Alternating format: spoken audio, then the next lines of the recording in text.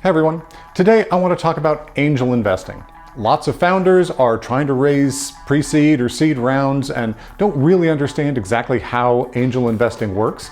And of course, lots of successful founders and business people, folks with a little bit of disposable money, are interested in getting into angel investing, but don't really understand how it works. So I'm creating a series of episodes on the fundamentals of angel investing, targeting angel investors. So I'll be speaking directly to the prospective investors, but I think the content in here will be really helpful for founders in understanding the mindset and processes behind angel investing. I hope it'll make it much less of a mysterious process.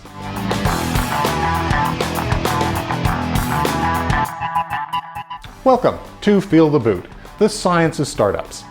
I have been an angel investor since 2012. I'm on the board of directors of my local angel group and chair our selection committee, which means I'm the person in charge of determining which companies make it through to present to the group. And I want to help you understand how angel investing works and how to get started in that whole process. Today, we're going to start off with just an overview of what is angel investing. Angel investing is individuals investing their own money into startups. So this is not a fund, this is not a venture capital. These are individual, typically high net worth individuals who are making personal investments into the startups based on their own judgment of whether this company is going to be successful. Traditionally, you needed to have a lot of money. In normal angel investing, $25,000 is often the minimum check size accepted. Sometimes you'll see 10, often you'll see 50 or 100,000 as the minimum check size, which excludes a lot of people. But with the advent of crowdfunding and syndicates, it's suddenly been possible to get involved in angel funding at a much more modest level. So many of these vehicles allow you to invest $1 or a few $1,000s, less than $5, and some kinds of crowdfunding even allow you to get in at just a couple $100s. So it really has democratized.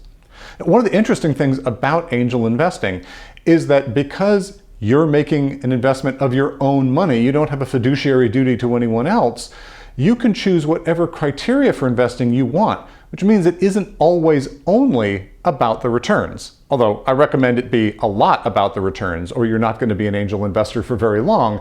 But you may choose to focus on things that have environmental benefits or health benefits or tie to some particular kind of geography or medical situation. Whatever it is you want to focus on, that can sort of be a thumb on the scale in favor of those deals as opposed to companies that don't meet your personal interests and passions. As an angel investor, you are buying a piece of the company. And so it's really just exactly the same as buying stock in the public stock market, where you're buying a piece of the company. Except in this case, you're probably buying a much larger piece of the company. But if you're buying some shares of Apple right now, you're probably getting 0.0000001% of the company. Whereas when you're investing in a startup, you actually might be getting a couple percent of the company. If it's a big investment, maybe 10, 20, 30% of the business in exchange for your investment. But it's not liquid. In almost all cases, you can't sell it. There are beginning to be some secondary markets out there, but they really only exist for companies that are already fairly down the path and being successful. The pre-stage, you're pretty much locked in whether things go well or bad for the long haul, probably 5 to 7 years. So there's a big difference from the ordinary stock market.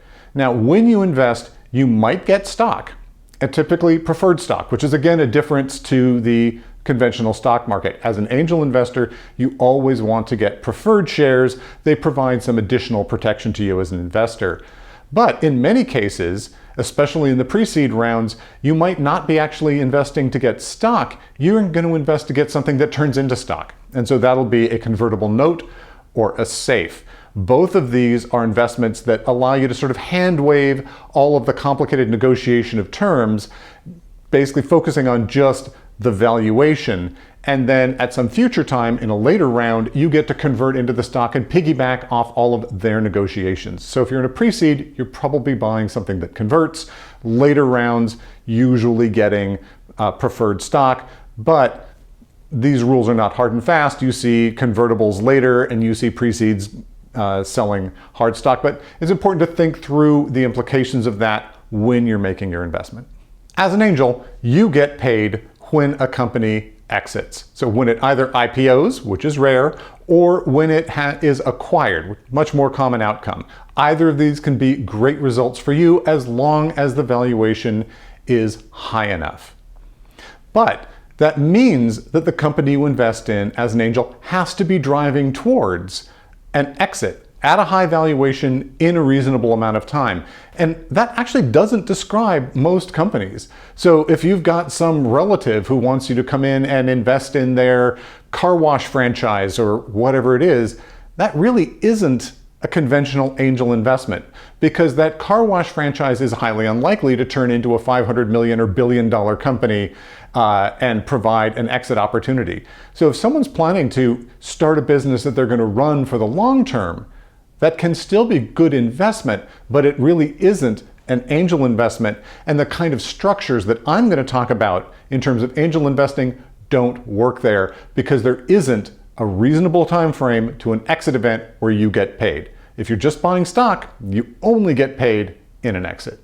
Angel investing is incredibly high risk, especially when you look at it on an investment by investment basis.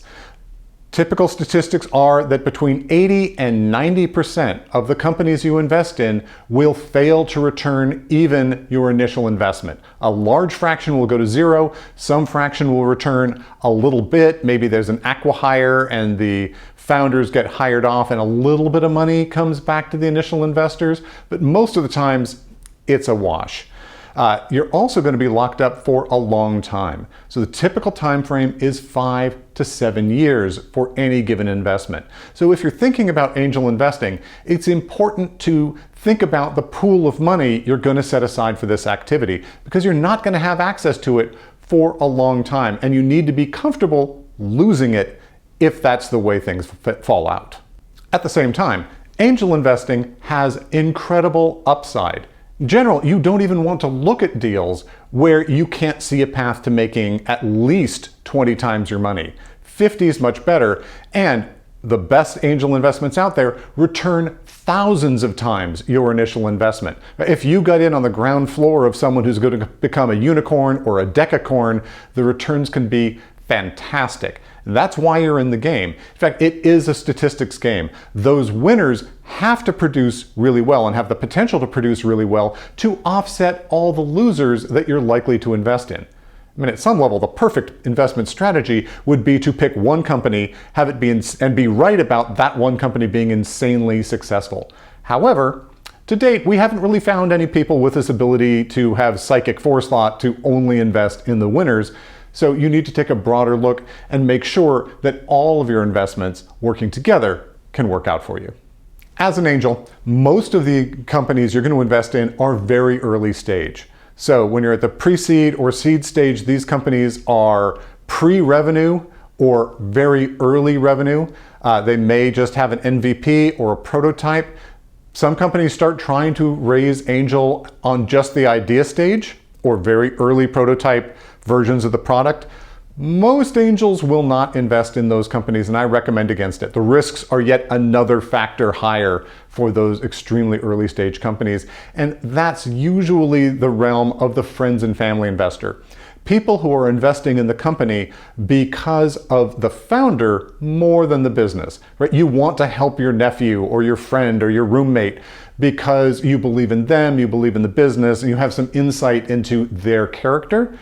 As a full-time or semi-professional angel investor, you're typically going to want to see people be a little farther along. But still, in the life of a company, super small, super early stage, there might only be a founder or a couple of co-founders in the company, and they're just beginning to get that product out there. They probably haven't hit product market fit yet.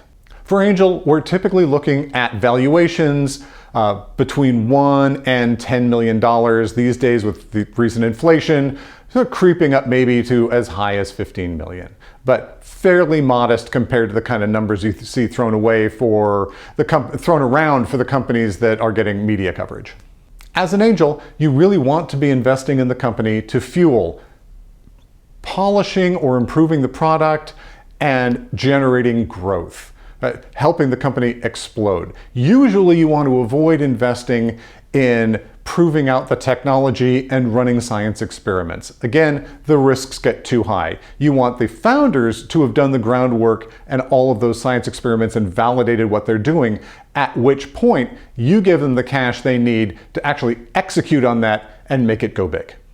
A final aspect of angel investing is the opportunity to get involved in the startup. If you buy stock in a public company, your involvement in that company is effectively zero. I guess you get to vote your proxy shares in the shareholder meetings, but you really have no influence whatsoever and they don't care what you think. With an angel investment, you're putting in a meaningful chunk of money into the company, potentially less so with crowdfunding rounds. And often the company is looking for the angels to be involved and bring value beyond the money that they're putting into the company. And that can often be much of the pleasure of angel investing.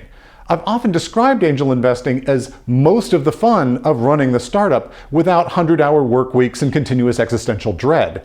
You get to be playing in that game, and at cocktail parties you can talk about the cool things that you've been involved in with the companies that you're investing in, but at a slight remove. You don't need to be in the trenches with them, but still you can be very helpful and make a substantial difference to the odds of success of that company with your experience, networks, direct hands-on help from time to time with things where you have a skill set that maybe they lack at the moment and don't have the money to hire in just yet.